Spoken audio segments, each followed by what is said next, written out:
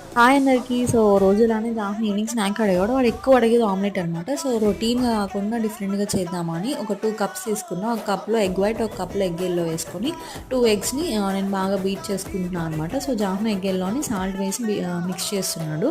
And first pan పెట్టి oil వేసాక first egg yellow వేసుకోవాలి. సో, నేను రెండాట్లో కొంచెం కొంచెం సాల్ట్ అయితే యాడ్ చేసుకున్నాను. అండ్ ఇది కొంచెం కుక్ అయినాక మనం ఆల్రెడీ బీట్ చేసి పెట్టుకున్న ఎగ్ వైట్‌ని పైన వేసేసుకోవాలి.